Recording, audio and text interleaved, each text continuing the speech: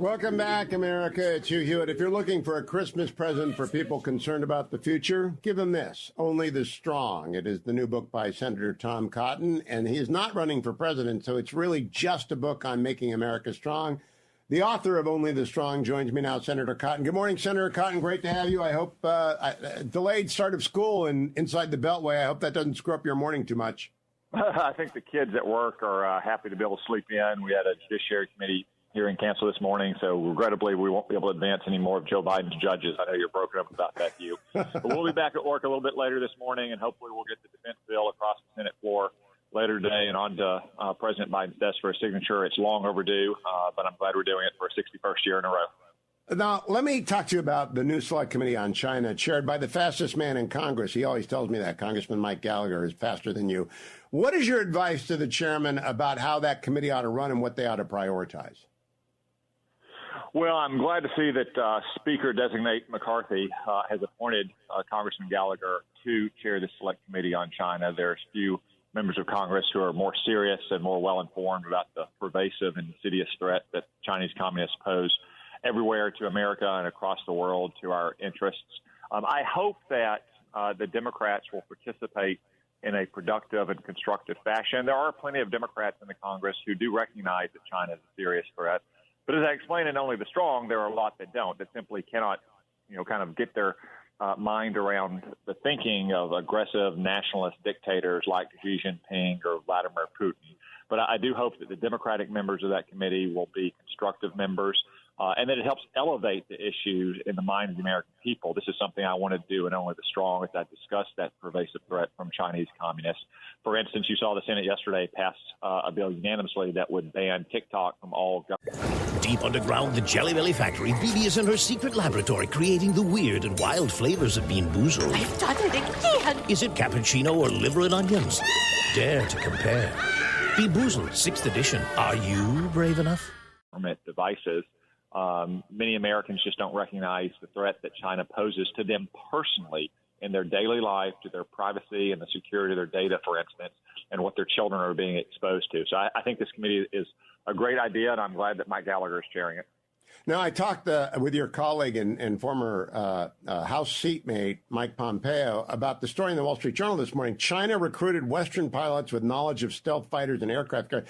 They set up a flight school in South Africa, and they paid former pilots. No Americans took them up on this, but 4 of them who had flown the F-35, the foreign version. Are you surprised by that level of espionage, Senator Cotton? Hugh, when it comes to Chinese communists, I'm not surprised at any level of espionage or perfidy. I always counsel Americans, and for that matter, we need to counsel our friends from allied nations to always be very careful if they've worked in the government or the military in any kind of sensitive field, not just military and intelligence field, but technology as well, about who they may be exposing their experience to, what that experience may be put towards. So it's not surprising me at all that Chinese communists would be trying to acquire their experience and their expertise via third-party countries, oftentimes through front organizations.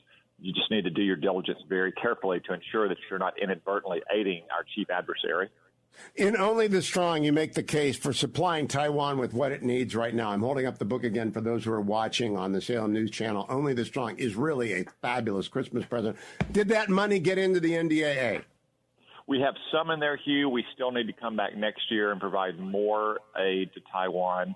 Taiwan is slightly different than Ukraine in obvious ways. If your listeners think about it for a moment, it's a much harder operation for the People's Liberation Army to conduct an amphibious assault against Taiwan as an island than it was for Russia to roll across the land border.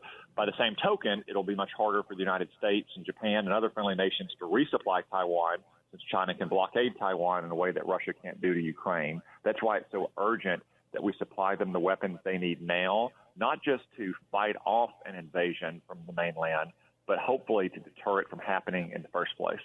You talk about it in Only the Strong, but I want you to emphasize it again. What happens to the semiconductor business and everyone that depends on it if China attacks Taiwan? Well, unfortunately, some of the world's most advanced semiconductors are made almost exclusively in Taiwan right now by the Taiwan Semiconductor Manufacturing Company. As I explained in Only the Strong, that would be a major bottleneck in the global economy. and a major risk to our security and to our prosperity if communist China got a hold of those factories. Now, fortunately, TSMC is starting to build some redundant capacity in the United States. We want them to move fast on that. But until they do, it's vital, again, that the American people realize just what a stranglehold the Chinese communists could have if they were to seize Taiwan, to seize the chip-making factories in Taiwan that really don't have any parallel anywhere in the world at the moment.